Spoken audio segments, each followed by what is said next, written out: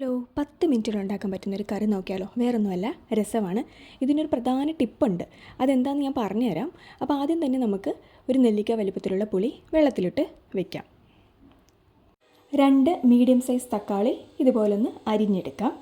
ഇനിയിപ്പോൾ നമുക്ക് 2 ടീസ്പൂൺ കുരുമുളക്, 1/4 ടീസ്പൂൺ മഞ്ഞൾപ്പൊടി, 1/4 ടീസ്പൂൺ ജീരകം, പിന്നെ ഒരു 10-15 വെളുത്തുള്ളി, പിന്നെ കായപ്പൊടിയും 2 ചെറിയ ഉള്ളിയും 2 വറ്റൽമുളകും, അത്രയും മതി.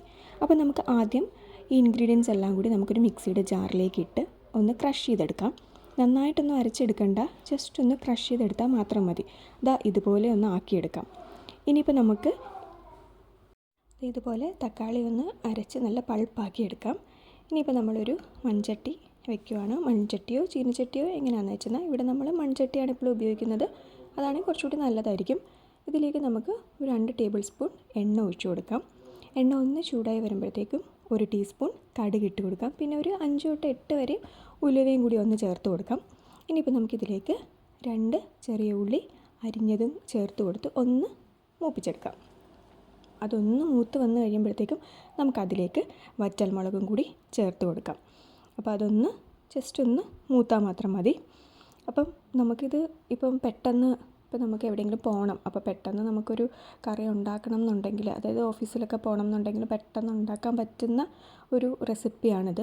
അതുപോലെ ഇപ്പോൾ നമുക്ക് പെട്ടെന്ന് അല്ലെങ്കിൽ ഒരു ഗസ്റ്റ് വരുവാണ്, നമുക്ക് പെട്ടെന്ന് ഒരു ഒഴിച്ചുകറി ഇല്ലയെന്നുണ്ടെങ്കിൽ ഇതുപോലെ നമുക്കൊന്ന് ഒരു 10 മിനിറ്റ് കൊണ്ട് ഉണ്ടാക്കിയെടുക്കാൻ പറ്റുന്നൊരു കറിയാണ് രസം. അപ്പോൾ ഇനിയിപ്പോൾ നമ്മൾ നേരത്തെ ക്രഷ് ചെയ്ത് വെച്ചിരിക്കുന്നത് ഇതിലേക്ക് ചേർത്ത് കൊടുക്കാം. ഇത് ചേർത്ത് കൊടുത്ത് നന്നായിട്ടൊന്ന് മൂപ്പിച്ചെടുക്കാം.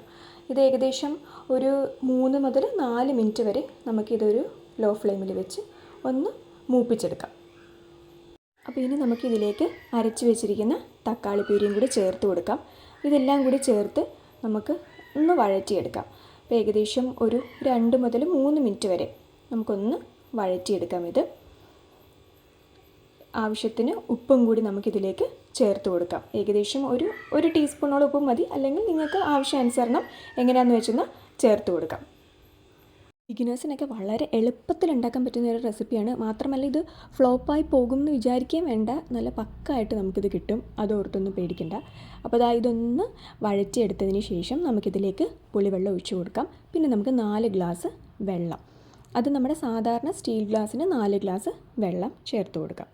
ഇനിയിപ്പോൾ നമുക്ക് ഇതിലേക്ക് ഞാനൊരു ടിപ്പ് പറഞ്ഞുതരാം എന്ന് പറഞ്ഞില്ലേ, അത് വേറൊന്നുമല്ല, നമ്മളിതിലേക്ക് കുറച്ച് പഞ്ചസാര ആഡ് ചെയ്ത് കൊടുക്കും. അതൊരു ടേസ്റ്റ് ബാലൻസറായിട്ടാണ്.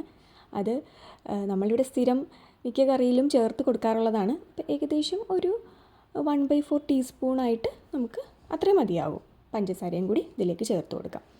അപ്പോൾ ഇനി നമുക്ക് ഇത് തിളച്ച് കഴിയുമ്പോഴത്തേക്കും ഇതിലേക്ക് നമുക്ക് കായപ്പൊടിയും കൂടി ചേർത്ത് കൊടുക്കാം. 1.5 ടീസ്പൂണോളം കായപ്പൊടിയാണ് ഇവിടെ ചേർത്ത് കൊടുത്തിരിക്കുന്നത്. അപ്പോൾ അതും കൂടി ചേർത്ത് കഴിയുമ്പോൾ ഇതുപോലെ നന്നായിട്ട് ഇത് തിളച്ച് വരും. അപ്പോൾ നമുക്കിനി നമുക്കിതിലേക്ക് മല്ലിയിലയും കൂടി ചേർത്ത് കൊടുക്കാം. അത് ഓപ്ഷണലാണ്. അങ്ങനെ പറയാൻ കാരണം എന്ന് വെച്ചാൽ ചിലർക്ക് മല്ലിയിലയുടെ ടേസ്റ്റ് അത്രയ്ക്ക് ഇഷ്ടമല്ല. അപ്പോൾ അങ്ങനെയുള്ളവർക്ക് അത് സ്കിപ്പ് ചെയ്യുക. അതും കൂടി ഉണ്ടെങ്കിൽ കുറച്ചും കൂടി നല്ലതുമായിരിക്കും. അപ്പോൾ ഇത്രയേ ഉള്ളൂ. ഇതെന്നിട്ടൊരു 3-4 മിനിറ്റ് നമുക്കൊന്ന് മൂടി വയ്ക്കാം. ഫ്ലെയിമൊക്കെ ഓഫ് ചെയ്തിട്ട് അതൊന്ന് മൂടി വയ്ക്കാം. ചെറിയ ചൂടാറി കഴിയുമ്പോഴത്തേക്കും നമുക്കിത് സെർവിങ് ഡിഷിലേക്ക് മാറ്റാവുന്നതാണ്. അപ്പോൾ ഇത്രയേ ഉള്ളൂ. നമുക്ക് പെട്ടെന്നൊരു ഗസ്റ്റൊക്കെ വരുമ്പോൾ ഈസി ആയിട്ട് ഉണ്ടാക്കാൻ പറ്റുന്ന കറിയാണിത്. എല്ലാവരും ഒന്ന് ട്രൈ ചെയ്ത് നോക്കണം കേട്ടോ. വളരെ സിമ്പിളായിട്ടുള്ളൊരു റെസിപ്പിയാണ്. ഇത് ചോറും ഈ രസവും മുളക് ചുട്ടരച്ച ചമ്മന്തിയും കൂടി ഉണ്ടെങ്കിൽ നല്ല സൂപ്പറായിട്ട് നമുക്ക് ചോറ് കഴിക്കാം. അപ്പോൾ എല്ലാവർക്കും വീഡിയോ ഇഷ്ടപ്പെട്ട് കാണുമെന്ന് വിചാരിക്കുന്നു.